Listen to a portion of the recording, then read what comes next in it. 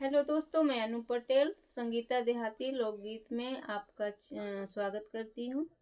और एक गारी गीत है, भक्ति गारी गीत है। कैसा लगा कमेंट में जरूर बताना।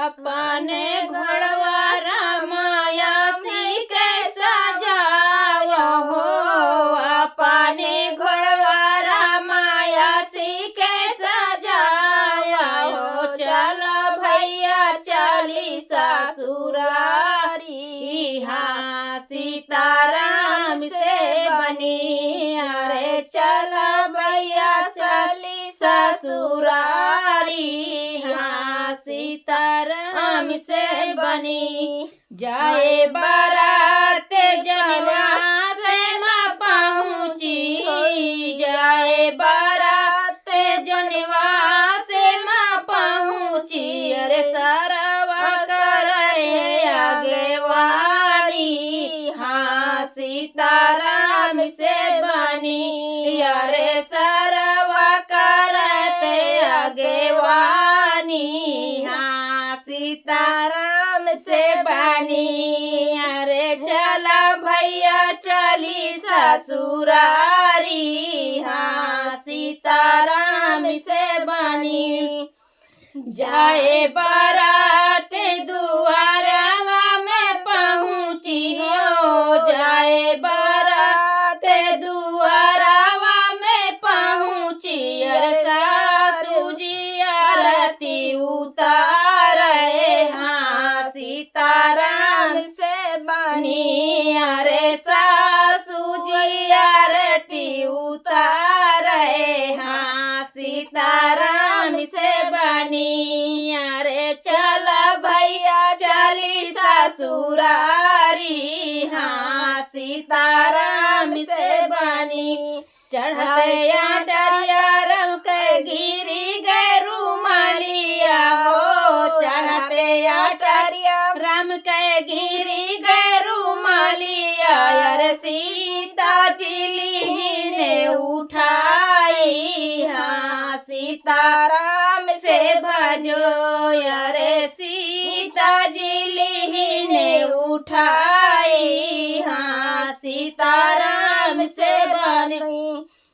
अरे चलो भैया चले ससुरारी, हाँ सीताराम से बनी। राम के रुमलिया सीता से सखियन का दिखावे हो, राम के रुमलिया सीता सखियन दिखावे हो। सखिया सब रही मुँह से काई, हाँ सीताराम से बनी। अरे सखिया सब रही मुँह से काई, हाँ सीताराम से बनी। अयतनी हो सिंदर सीताराम के रुमालिया हो, यतनी हो सुंदर सीताराम के रुमालिया। यार कितना सुंदर भाग्यवान हो सीताराम से बनी। यार कितना सुंदर भाग्यवान, हाँ सीताराम से बनी।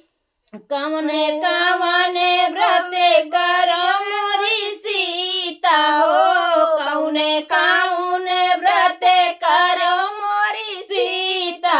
अरे पाई हो बरे श्री राम, हाँ सीताराम से बनी। अरे पाई हो बरे श्री भगवान, हाँ सीताराम से बनी।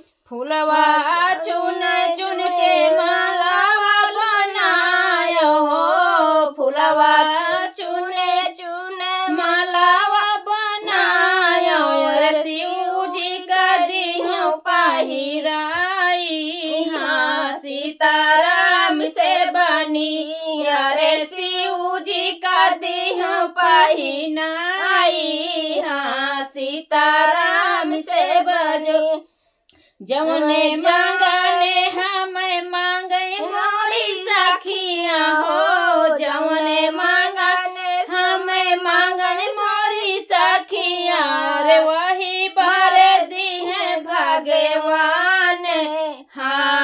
सीताराम से बनी, अरे वह बर दी है भगवान, हाँ सीताराम से बनी। अपने घोड़वा रामाया से कैसा जाम हो, अपने घोड़वा रामाया से कैसा जाम, अरे चला भैया चला ससुरारी, हाँ सीताराम से बनी, अरे चला भैया चला ससुरारी, हाँ सीताराम से बनी। कैसा लगे गारी गीत? बहुत मेहनत से बना हुआ है, इसको पूरा वॉच करके देखिएगा, जरूर आपको समझ में आएगा।